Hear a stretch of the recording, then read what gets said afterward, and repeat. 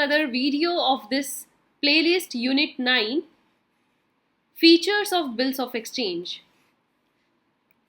In last session, I explained you meaning of bill of exchange in detail.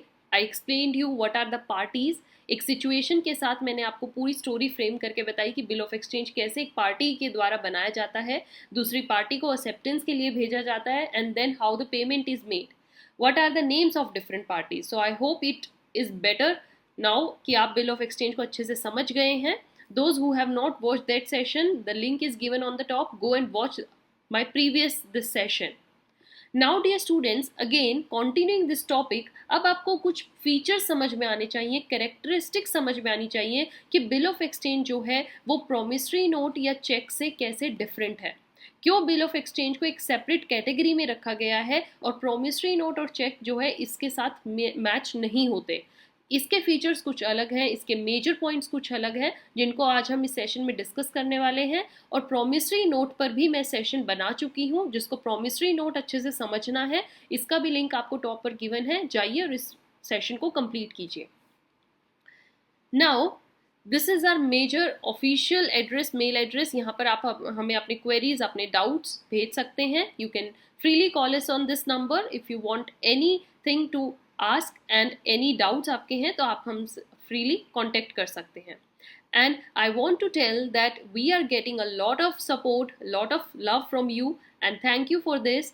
We are giving you this assurance and guarantee that जब आप अपने ये topic wise जो syllabus मेरे साथ complete करते जाएंगे, सेशन वाइज अपनी कॉन्टिन्यूटी मेंटेन रखेंगे, तो आपका कोई भी टॉपिक यूजीसी नेट की जो प्रिपरेशन कर रहे हैं स्किप नहीं होगा. And we are discussing here each and every minor detail of the topic.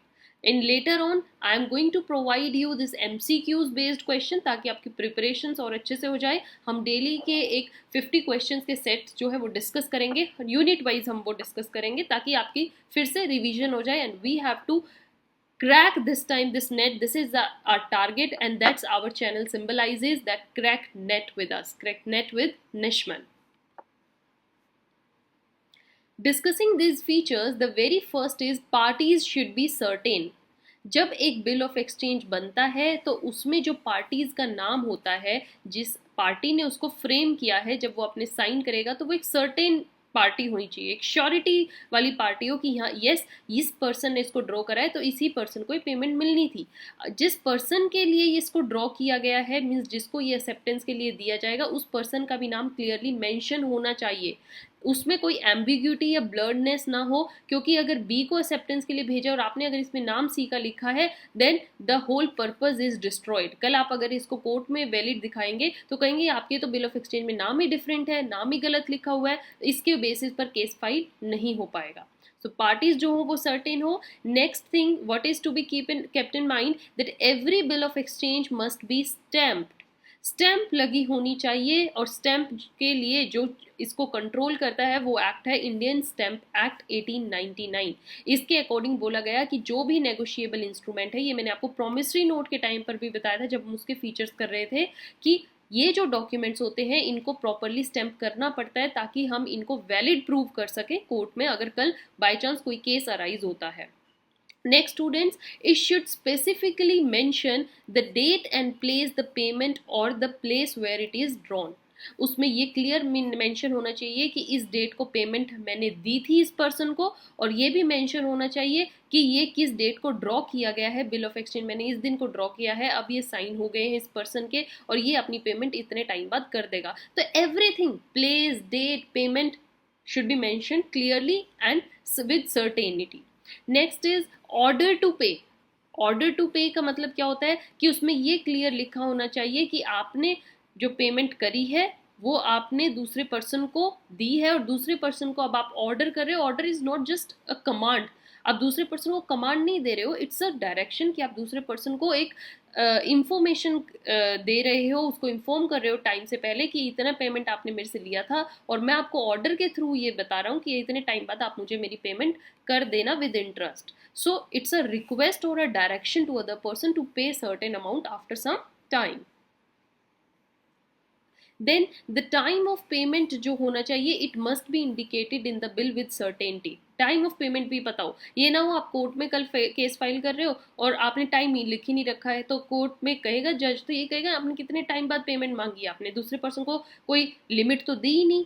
तो उसमें लिमिट्स क्लियरली मेंशन होनी चाहिए, whether it's for 3 months, 15 days, 6 months, 1 year, 2 year, वो सर्टेन होना चाहिए। Then amount payable must be certain, कितनी amount दे रखी है, अगर 5 लाख है तो वो 5 लाख क्लियरली मेंशन होना चाहिए, both in words and in words.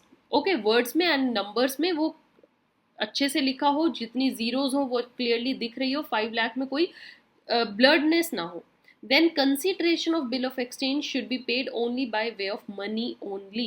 आप दूसरे पर्सन से मनी ही डिमांड कर सकते हो, उससे ये नहीं कह सकते कि टाइम आने पर पे माई मनी आइदर और जस्ट पे मी और दिस कार। आपके पास जो कार है या तो ये मुझे पे कर देना या मनी पे कर देना। नो, आप सिर्फ मनी की फॉर्म में ही अपनी अमाउंट मांग सकते हो। Then these are other major points जो ध्यान में रखने होते हैं बिल ऑफ एक्सचेंज के टाइम पे। तो students you can make your own notes, आप ये पॉइंट्स लिखते जाइए क्योंकि ये बहुत इंपॉर्टेंट है। जब आप से यूजीसी नेट में क्वेश्चन पूछा जाएगा तो आप कंफ्यूज हो जाएंगे कि चेक के बारे में था, बिल ऑफ एक्सचेंज के बारे में था या प्रॉमिसरी नोट के बारे में था, क्योंकि अभी हम चेक भी डिस्कस करेंगे। So try to clear in your mind कि ये पॉइंट्स जो है ये पर्टिकुलर नेगोशिएबल इंस्ट्रूमेंट्स के ही हैं और इनको आप मिक्सअप नहीं कर सकते। अ bill of exchange must be drawn unconditionally, कोई कंडीशंस आप इसमें नहीं लगा सकते, अनकंडीशनली होने चाहिए, एक्सेप्टर की तरफ से भी, इंडोर्सर की तरफ से भी, और यहाँ पर किसी भी तरीके की कंडीशन के साथ ना आप पेमेंट दे रहे हो ना आप पेमेंट ले रहे हो। So it is the essence of bill of exchange that it should be payable at all events and it must B appear on its face. Next thing is it is essential, जो bill of exchange होता है it should point out with certainty कि party जो आ रही है contract में वो कैसे कॉन्ट्रैक्ट में आ रही है। Signature of the draw is necessary. Suppose करो आपने ड्रॉयर ने बिल ऑफ एक्सचेंज बना के नेक्स्ट पार्टी को दे दिया, बी को, बी ने उस बिल ऑफ एक्सचेंज पे साइन करे ही नहीं, साइन करने से मना कर दिया या वापस एज इट इज लौटा दिया और आपने उसको बिना देखे रख लिया। जब आप कल कोर्ट में लेके जाते हो कहेंगे बी के तो साइन है ही नहीं, बी ने तो कभी इस पे अपनी एक्सेप्टेंस दी ही नहीं, आपने जब क्यों नहीं चेक किया। या फिर अगर बी साइन करने से मना कर रहा है तो आपको तभी उस पे एक जो स्टेप है तभी लेना चाहिए। So signature of the drawee is necessary and there can not be a bill even if the instrument, अगर बिना सिग्नेचर के कोई वो वैलिड डॉक्यूमेंट नहीं होता है, बिना साइन के तो आपका वो it's just mere a paper and it is nothing else. Next is it must indicate a drawee who should be called on to accept और पे इट। ड्रॉई का नेम यहाँ पर मेंशन होना चाहिए जिस पर आप ये एक्चुअली बिल ऑफ एक्सचेंज बना रहे हो, जिसके लिए जिस पे ड्रॉ करने वाले हो उसको ये पता होना चाहिए। इट मस्ट बी नेम्ड, उसके नेम पर हो, otherwise indicated in the bill कि आपके लिए है और आपको अपनी एक्सेप्टेंस देनी है। So with this the features we have discussed and इसके साथ हमारा बिल ऑफ एक्सचेंज भी कंप्लीट होता है। In next session I'm going to explain you about the checks. So be ready for the next session. Till then, keep watching, maintain continuity. Don't forget to subscribe the channel. Have a nice day. Thank you.